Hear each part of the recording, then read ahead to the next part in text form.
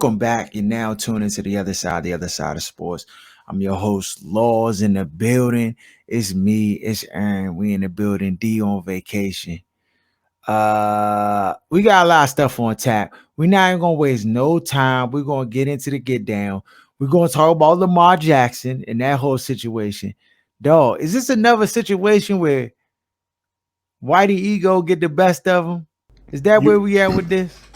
You already know, and the owners are basically trying to collude to prevent the NFL players from getting guaranteed contracts. Even though it wasn't a problem when they did it for Kurt.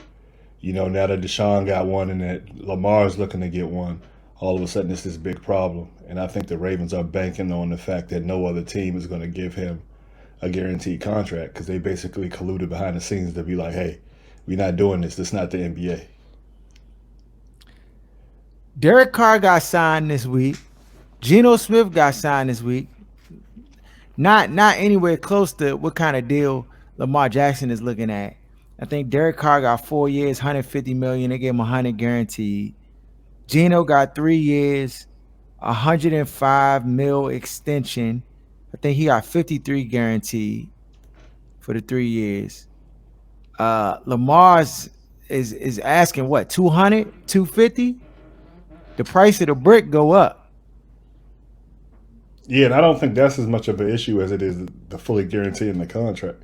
Mm-hmm. And as long as you got these other guys that are willing to, go across the line and take contracts that aren't fully guaranteed, then it doesn't really help his case.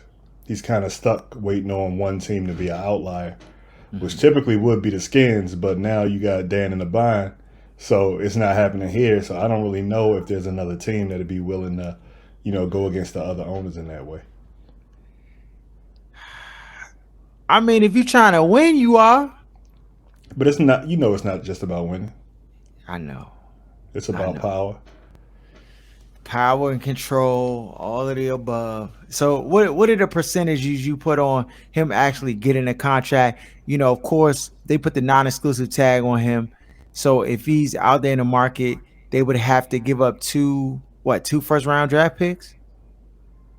Right. Yeah. So the Ravens get to match any offer he signs, or they get the 2 first-round draft picks from the team that signs him to that offer. Mm-hmm. So what are the percentages you see him actually playing for another team? And what team do you think, if any, would make that leap? I think the percentage is high, just not necessarily this year. Because that cap number is like 35 or 36 million, I think, for the non-exclusive tag. And I think just based on the owners colluding to not give a fully guaranteed contract, it doesn't make sense for him to sign anything other than that with another team, because if he does, then the Ravens will likely match it. Mm-hmm. So it's just he got to play it out this year and then go back into free agency, because that number should go up significantly, and just put himself in a position to get outside of those franchise tags. Mm-hmm. But that's going to take 2 years. 2 years, dog, of being held hostage. It just seems unfair. It just seems unfair. On to some other sports news that came about. Did you see this? Buckle your seatbelt. Perk, I want to touch on something that they didn't bring up. This idea that Dirk and Steve Nash were favored to win the MVP because they're white. First of all, you stopped short at 1990. That was your cutoff point for players to win MVP not in the top 10 in points per game, which is a stupid stat to judge MVP on. This isn't middle school. 1990, Magic won it. In 89, Magic won it. 87, Magic won it.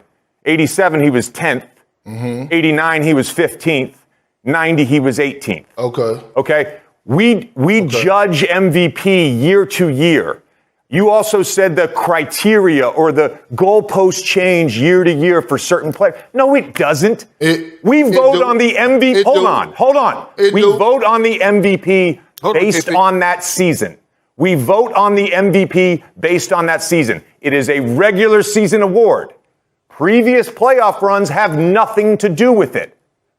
It's a regular season award for the most valuable player. Dirk Nowitzki led the league in win shares in both 06 and 07. Led the league in offensive win shares in both 06 and 07. So, yeah, he wasn't top 5 or whatever he was, top 10 in scoring his MVP season. The Dallas Mavericks were 67 and 15. They had the best record in the NBA. In 05, Steve Nash was the driver of the number 1 offense in the league, a team that jumped 20 wins and had the best record in the NBA. Okay. In 06 to me is one of the weirdest MVP seasons ever. You can make an argument Nash probably shouldn't have won it, but he was still the driver of the number 1 offense in the league. The 2 best teams that year, the Detroit Pistons, 64 wins, the San Antonio Spurs, 63 wins. Guess what? They didn't have their top scorers weren't in the top 20 in the NBA that year. So that was just a strange season. You could have given it to Kobe. You could have given it to Shaq. You could have given it to Tim Duncan. They gave it to Steve Nash. It's not because he was white. It was just a strange thing. It was just a strange. But why did you cut it off at 1990 though? Because that was convenient. That was convenient. I'm just saying. Hold on, time out. It was just a strange thing that it just happened. It was just a strange thing in 2006 when Kobe averaged 31. When he was playing with Kwame Brown and Smush Parker. And what was the record that year? 42 and 40. They were 42 and 40. So let him speak. He's the most valuable player. They made the playoffs with that roster. You take Kobe off that team, they probably win 8 games. Okay, so let's make that very, very clear. Now, since you want to talk about when I was saying and preaching about moving the goalposts, the reason I asked that question was for the simple fact that what I'm saying is I don't know the criteria no more. I don't know if it's because it's the number 1 seed. I don't know if it's the number 6 seed. I don't know how you judging it. Is we judging off of advanced stats or who's the most valuable player? You take them off this team. We don't know. But we do know this. Since you do want to bring it up, we do know this, that when it comes to MVP voting, 80% of the voters are white American. 20% are others. Now let's talk about this year. And let's talk about the stat pattern. What I said was, I'm never taking anything from when it comes down to Jokic being one of the most skilled big, if not the most skilled big to ever play the game. I would not allow Joel Embiid.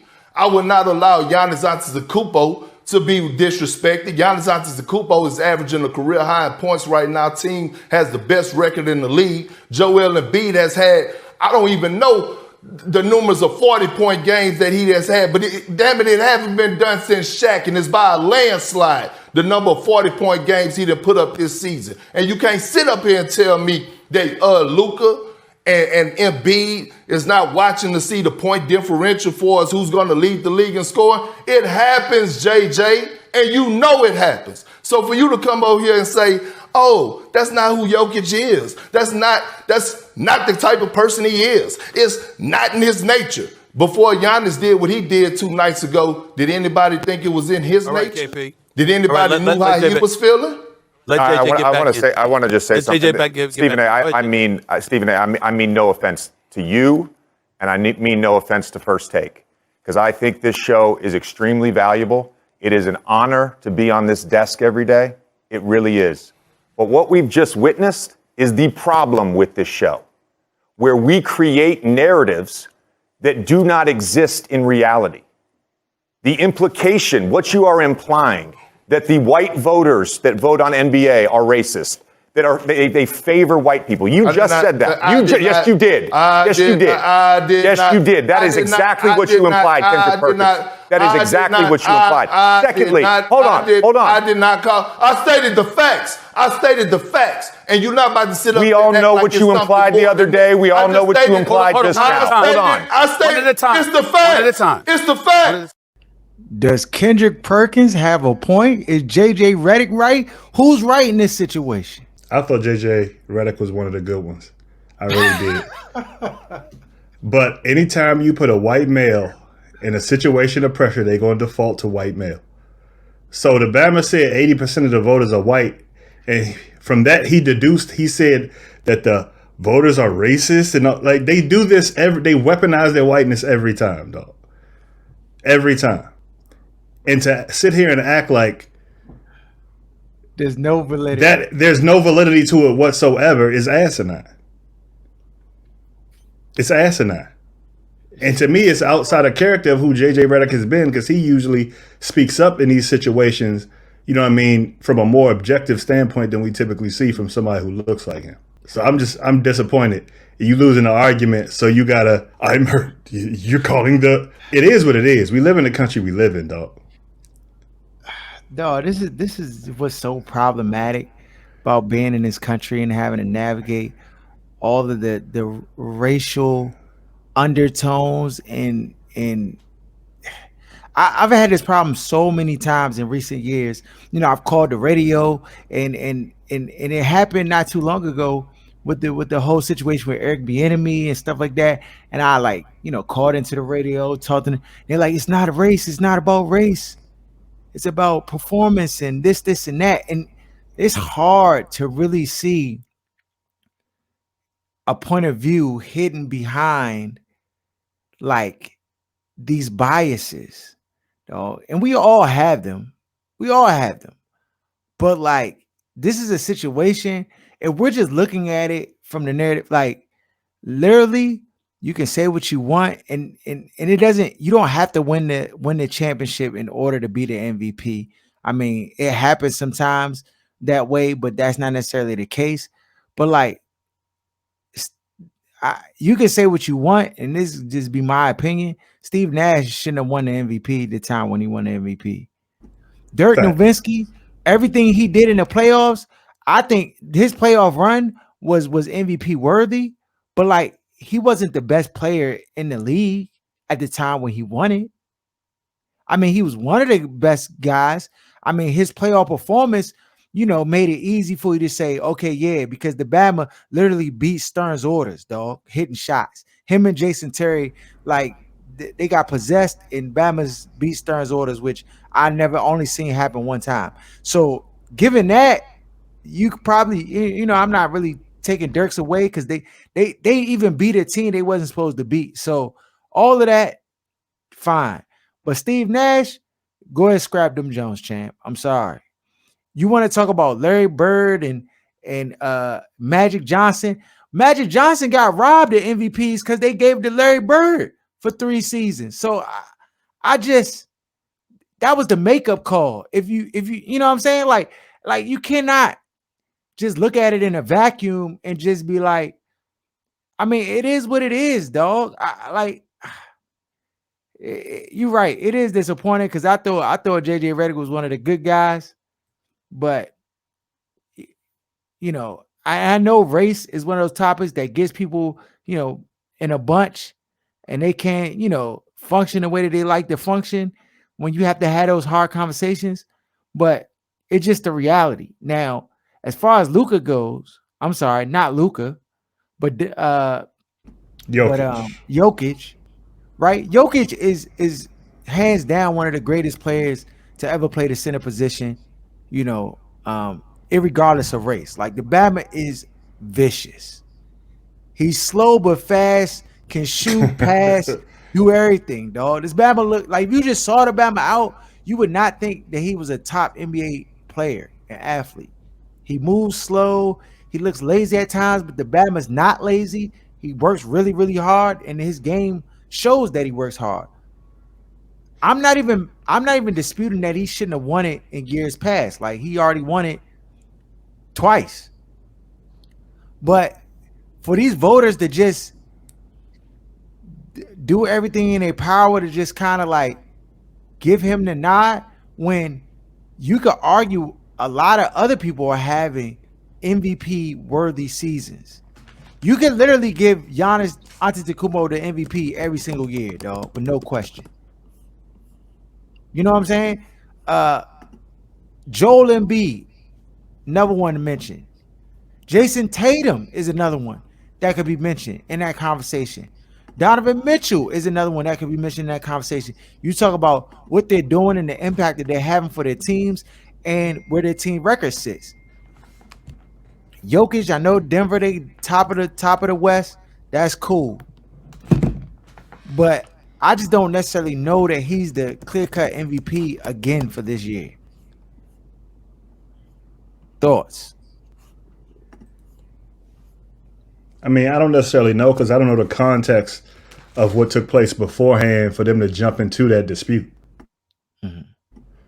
So without the context of that, it's kind of hard to say, you know, which argument was right or not.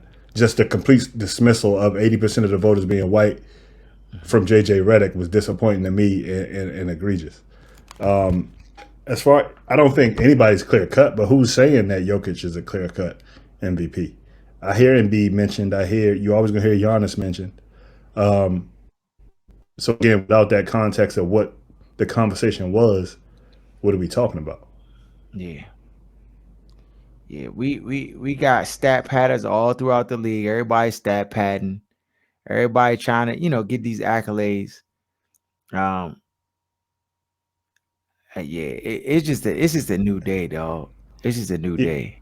Yeah, and just to speak to that, the other part that was disappointing is to automatically dismiss it from Jokic's character. Like he hasn't had games where he's assist hunting to try to have a triple double, and his points or shot attempts go way down when he's out here assist hunting, just trying to maintain his averages. So to sit here and just completely dismiss it, especially for casual basketball fans who it's not the NFL. Bama's ain't really sitting up watching indiscriminate basketball games. They not watching the Nuggets versus Utah. Like casual NBA fans are just not doing it. If it's not LeBron, KD, Giannis, certain guys like that, maybe the Celtics and the Lakers sometimes. Like as far as teams go, people aren't indiscriminately just watching random basketball games. So you could really throw any narrative out there about anything, and if it's the first narrative they hear about that player or team, people are likely to just take it and run with it because people aren't just watching random basketball games. Yeah, nah, that's a fact. That's a fact, though. I don't know. We're going to see what happens, how that narrative plays out, and then we'll be the judge. But yeah, I'm not totally against what Kendrick Perkins, the angle that he put out there, though. And I know white people tired of talking about race and racism. I know y'all tired of talking about it. Imagine how tired black people are living with it. That's what I'm saying. We got cut it out, and then we ain't gotta talk about it no more. And it's ironic because Kendrick is one of the biggest coons on TV. For him to be making that point, and JJ, who we thought was one of the most, objective, level-headed Bammers, it's like Bizarro World on that joint. You just gotta stay away from First Take because that joint trash anyway. Dog, Anthony Richardson had a stellar combine, dog. Throwing, running, ran a 4.4. Bama 240 pounds. The Bama threw, dog. Did you see that video I sent you? I ain't look at the video yet, but I did catch him at the combine. I told you to just skip to the 11-minute mark, dog, and watch how that Bama slinging the rock, dog. 60 yards on a rope. Easy money. Was like it was nothing. I actually, looking at it, I think he's less of a project than I thought, dog. So I don't know if it's just the combine goose, but he looks a lot more polished than I anticipated. Players do a lot of work in the off season, in preparation for the draft. You know what I'm saying? So they showing the best of the best. But the Bama look right. But I'll just push back against that in the regards that when you're not playing against a defense, having to read a defense, having to throw with anticipation, it's completely different. Like if you just talk about arm talent, like that Bama out there is looking elite. You know what I mean? But so did Jamarcus Russell. So did Josh Allen. And you can say what you want about him now, but he was trash when he first got in the league, throwing 50% completion percentage. So he was a project. You know what I mean? So it's going to be some guys who come into the league who aren't quite ready because they just weren't asked to do the things that they're going to have to do in the league. And there's nothing wrong with that. There's nothing wrong with giving them the time to learn how to do those things or be asked to do those things. So, like, he killed the combine. I get it. Like, probably one of the most athletic quarterbacks, if not the most athletic quarterback to ever come into the league, especially with that size and that speed. Like you kind of envision if Cam Newton ran Killed the 4.4, vertical, dog. truck stick everything. But again, you got to give this. He got to be with the right coach that's open minded, that's not concerned about getting credit for everything in his offense and his system, but just kind of building an offense around his talent set until he can be caught up on how you want to do things in the league. I think the Bama is the ultimate project, and I think he definitely helped his draft status. He's probably going top 5 now. Top 5? Where do you think he should go? I mean, I would have to pull up the draft order, which I happen to have up. He's not going to go to Chicago, not going to go to Houston. If You don't think Houston would take a flyer? Houston is going to take I can never remember his Bryce. Yeah. Bryce. He's just the Bama's a cooker, and it's just no way that you kind of pivot past that to take a project guy. So I think they're gonna take Bryce. The Cardinals just paid the Beetle. The Beetle. Now when you get to 4 with Indianapolis, to me, I personally would heavily consider C.J. Stroud maybe even over Bryce. But that's a conversation Indianapolis Colts are going to have with Bryce and potentially Anthony Richardson. Because after a performance like that, you might want to take a shot at him. And then for me, the ideal situation is Seattle because they just paid Geno for 3 years. You draft a guy like that and you give him ample time to be ready to play in the league because he doesn't have to play at any point. Geno cooked last year, so it's not like it's going to be a situation. Well, you would hope it wouldn't be a situation where you got the rookie on the bench and then the whole fan base is just clamoring for him to come in. You know how the backup quarterback can be the most popular person in town very, very quickly. We see it every year here. But what helps this situation is it's not a white backup behind a black starter. So I think there'll be more patience. I mean, I expect Geno to play as well as he did last year. Back at West Virginia, the Bama he could sling the rock. Regardless of what happened with him and the Jets and him getting his jaw broken and ended up with the Giants and then being sour about Eli Manning getting benched, you can't rewrite any of that. But the Bama cook last year, I don't think it's that far out of what his skill set is. He still got weapons on offense. I expect him to cook again this year. But he's also older, so you kind of give yourself time if you want to develop somebody like an Anthony Richardson and potentially have a franchise quarterback in another Super Bowl window if he ends up being living up to his potential. Okay, so you got Seattle. Then after that, let's say Seattle passes. I think Detroit got to take a clean look at him because they pick at 6 and they pick at 18. They got 2 ones. So, I'm not a Jared Goff guy. He played pretty good last year. He played really good this year. He played pretty good last year, but to me, you can't. He's not going to be a guy that's going to bring you a championship. So I think if you bring an Anthony Richardson in there with what they already have and how they've already outplayed where people expected them to be, 2 years into the Dan Campbell regime, I think that would be another good place for him. Vegas, they definitely need a quarterback, so he might. See, I don't trust Josh McDaniels. That's the only thing I worry about. Josh McDaniels single-handedly got kicked out of there. Derek Carr, now he over with the Saints. I don't trust Josh McDaniels, dog. I don't trust him drafting no quarterback either. Didn't he get Tim Tebow? He did. I don't trust him. But again, they need a quarterback. So obviously they're going to kick the tires on potentially bringing him in there. Will Levis? They're not going to just go with Will Levis. He is horrible, dog. And I just hate that we have to have this conversation every year where, especially when the top prospects are black quarterbacks, they find a random white guy to surge up the draft boards to try to make it seem like, oh, he's in the mix too. He's nowhere near the class of C.J. Stroud and Bryce. And then after this combine, I wouldn't even put him in the league of an Anthony Richardson as far as a project goes. Because the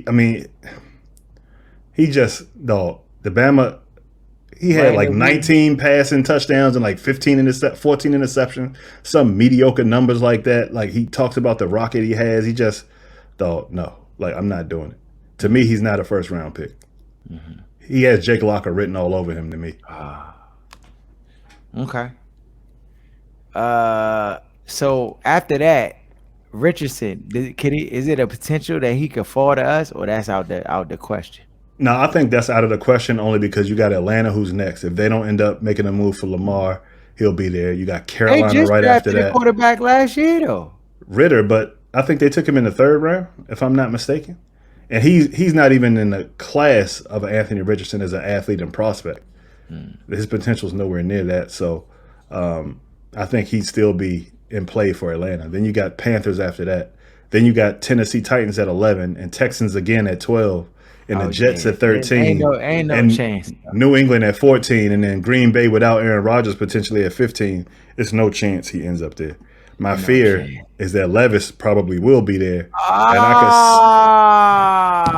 I could see him being a guy that Northern Virginia gets all excited about and then the coaching staff ends up pulling the trigger on that. No, but Eric Bieniemy got to coach him. We talking about Ron Rivera. Eric Bieniemy is not the type of guy going to give his sign off on a Bama that is not it. He gonna. But Ron's a meddler. Ron is a meddler. He's going to do. They listen. They always listening to what the fans talking about. I believe they listen to the radio every day and do a report on that joint because they do stuff that's stupid and that and it feels like they just pick up or regurgitate from Northern Virginia.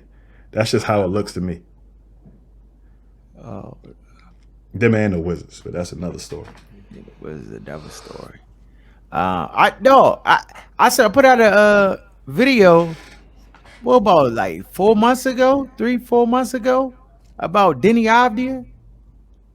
Everybody was like, "Dog, you gotta give him time to develop. He like that, dog. You just wait, young. Wait, like first 15 games, he gonna cook. Where y'all at?" Didn't they say he was gonna average 16 points a game? Thought about. And then what did I say? He ain't gonna average over. He ain't gonna be double digits.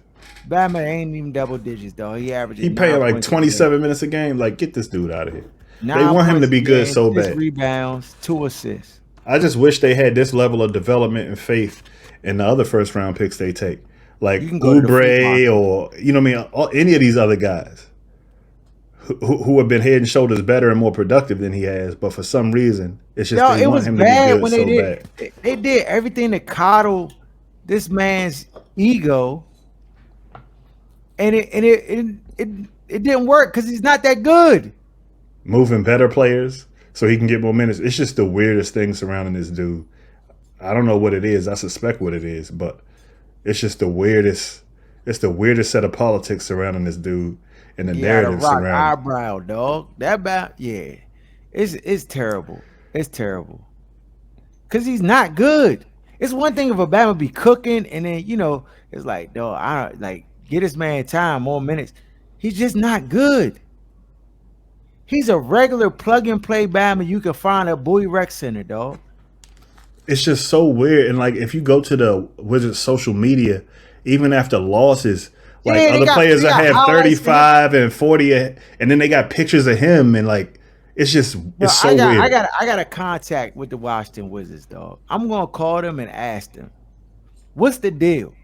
Why does they keep trying to sell us this guy who cannot bust a grape? I can tell you what they're going to tell you. What are they going to tell me, Aaron? He's the owner's boy. The same stuff they used to blame Dan for and get all bent out of shape that they not getting bent out of shape about now. He's the owner's boy.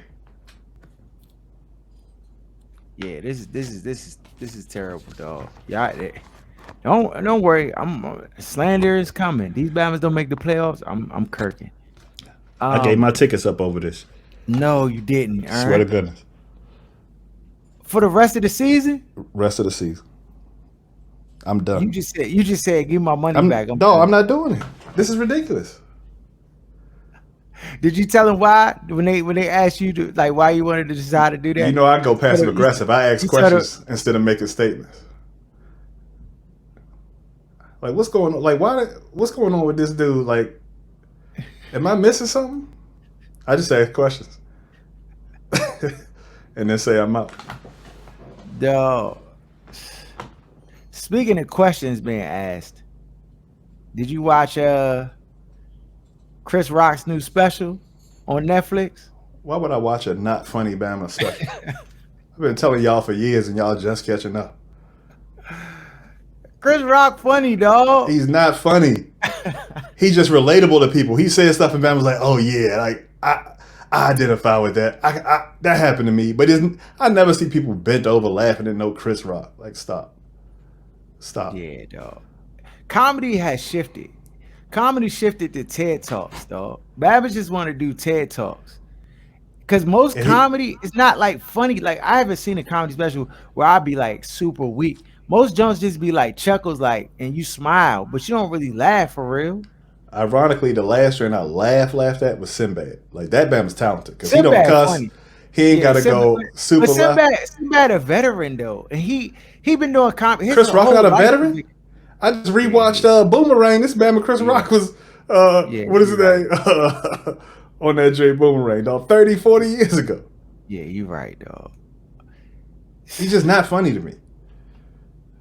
I don't think his movies are funny. I don't think his shtick is funny. I don't think being a little punk who gets beat up and bullied as the black guy is funny. Like, none of that stuff is funny to me. Yeah, the special, I tried to watch the jump. My wife would have been mad and upset because if she found out I did it without her because we were supposed to watch it together. She ain't missed nothing. She ain't missed nothing. I watched that jump 15 minutes, though. You already know what happened with me, Aaron. I be sitting watching. You went to sleep. Close my eyes closed, dog. When I woke up and the jump was still on, I said, "Oh no, it's time for bed." If I gotta turn you off, dog, I go to sleep in the middle of the jump. You not funny, champ. I'm sorry. I'm not saying that he like a bad person and that. I'm just saying he just should have just did a TED talk or something because that's what it. You can't watch with Dave Chappelle. You ever see people watch Obama who like he might smoke and drink before the games, go out like Jordan, gamble till 1 a.m. and show up and drop 40. Like some people are just supremely gifted. Like you can't watch what other Bamas do and think you could do the same thing and get the same outcome. Like he's not talented enough to go out there and try to make points and like poke people and have these political like monologues and still have it be quality. Like he's not that talented. He should have stuck to what he knows, like making the little jokes, the voices, and making the faces, and that's just what he should have stuck to. But being pissed at Will Smith, I feel like completely derailed this Bama from being able to kind of stick to his wheelhouse. And he tried to go down the Dave path, and it's just, you're not Dave. You're not Dave, dog. You're not Dave. And then the joint that really rubs me the wrong way is when you had Will Smith palm on your face, you didn't have anything to say except for, I won't, I'll stop. But now, a year later, all of a sudden, you got all these jokes and all calling him a B and all this other stuff. It's just, to me, the whole joint is just a turn off. And I would. The thing is, if Will Smith was sitting in the crowd or in the show, he would have said half that stuff. He should have popped out from the back and smacked him again. Like, didn't I tell you keep my wife's name out your mouth? He should have just called out the venue, be like, yeah, I want 2 tickets to this show, and then had somebody just buy the tickets, and then just showed up, dog. The man would have came out, Chris Rock, and then that man would have been sitting in the front and just been looking. The whole jump would have been quiet, dog. He wouldn't. That's the thing that really be the tall tale sign, dog. Bama be talking, like when you was in school, Bama be rapping like, dog, I'll punch that Bama, I'll crush that Bama if he jump out. Then they see him. Then they Bama give him walking down the hall, they be like, what's up, son? What's up, son? What's good, dog? You want to say something to me? Nah, dog. I was just playing, dog. They said you was just, dog. You got it.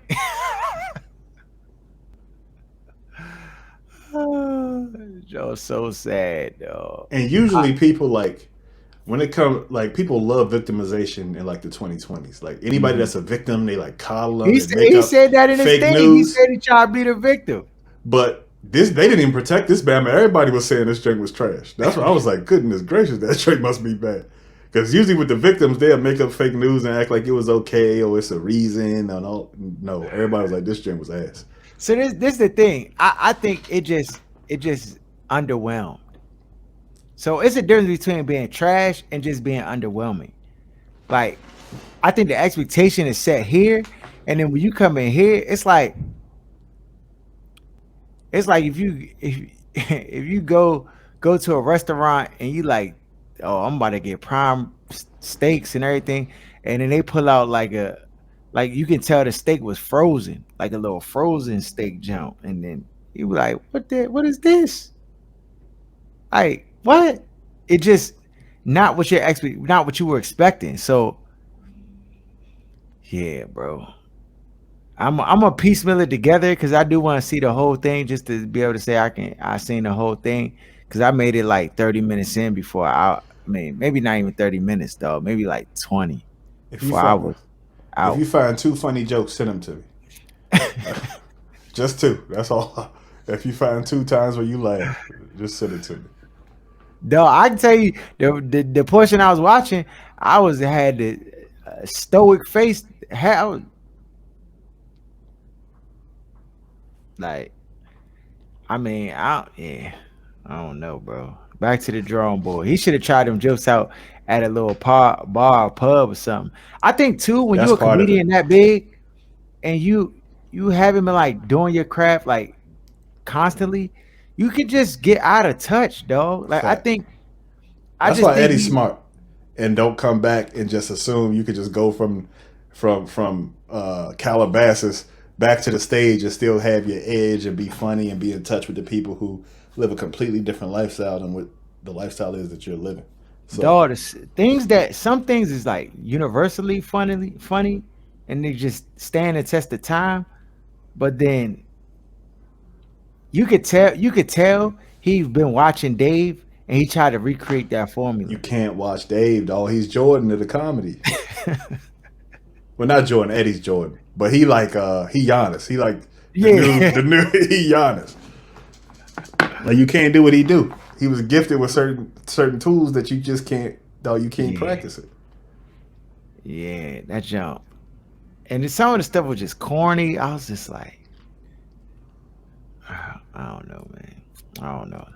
Did anybody think it's funny? Did you talk to anybody who was like, "Nah, you tripping? That J was hilarious."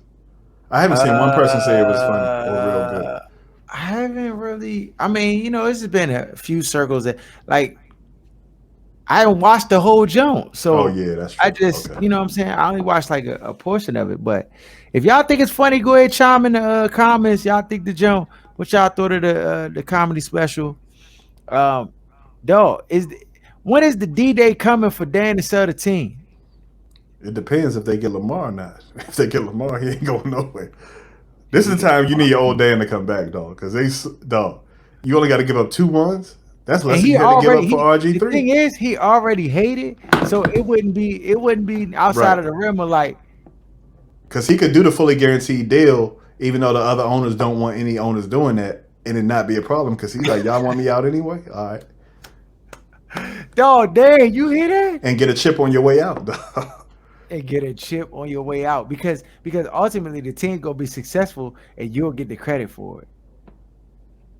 Dan, you gotta make the move. Who in touch with this Bama? I know he's so far out of the loop. Just give him the 250 guaranteed and just call it a day.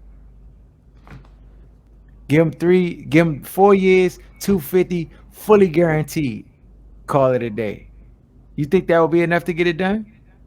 It would absolutely be enough to get it done. But he would be cheating himself if he took 275 over 4 years. What do you think he needs to take? I mean, because of the way he plays, getting that fully guaranteed deal is almost more important than trying to get the absolute most dollar per year. Okay. So if he played a franchise game with these Bama, let's see, 35 this year. It'll probably be like 45 next year. Then it'll be the average of the top 5 plus 30%. That's 3 years. So I don't It know, ain't maybe going the that 250 over 4 years. But I think he wants a longer deal than 4 years though, just based on the way that he plays. I think it's gonna have to be at least 5. Fully 5? guaranteed. 300? I think he'll That's rock what with that. that's what Mahomes got. Mahomes got 10 years, 500. But that puts him at an average of around 50. I don't think they're gonna bump it up 10 million. So 5 years, 300. That's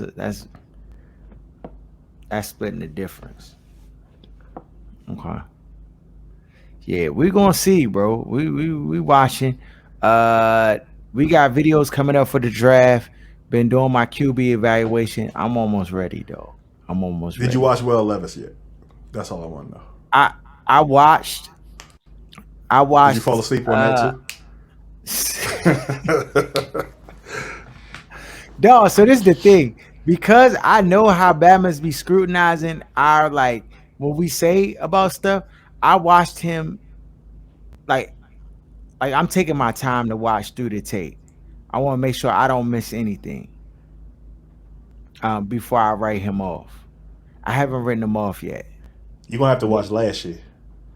Because if you watch this year, you ain't gonna have him in the first. You might not have him in the second. Okay. Yeah, I gotta watch it all the way through. I did watch Anthony Richardson. You got him at number one on your board so far. I know you. I don't have him at number one. Okay. I don't have him at number one, but this Bama after the combine, Joe, I was impressed. I was already geeked off the highlights, as I told y'all last week. The highlights reeled me in, it tantalized me. Then I was like, well, let's see what he do in the combine. He murdered that jerk. At the combine, he literally said, "I'm the best." And he threw the ball well too. He threw the ball really well at the combine. Dog, from the combine, he said, "I'm the best." He might not be the best, but that's what he said from his performance. Now his upside is the best. To me, if you talking about just potential out of this class, his ceiling is so high if he ends up reaching his potential. If he ends up with the right coach, and I wish San Fran would have ended up with him instead of Trey Lance in a way, because Kyle going to cook up something exactly for this Bama. You know what I mean? His system, you know what I mean, already is built for this kind of guy. Where could he go and be all right? Let's do it. Who got the Colts head coaching job? I don't remember. I think it's one of the Eagles Bama. The Eagles, offensive coordinator from the Eagles. He had Jalen Hurts.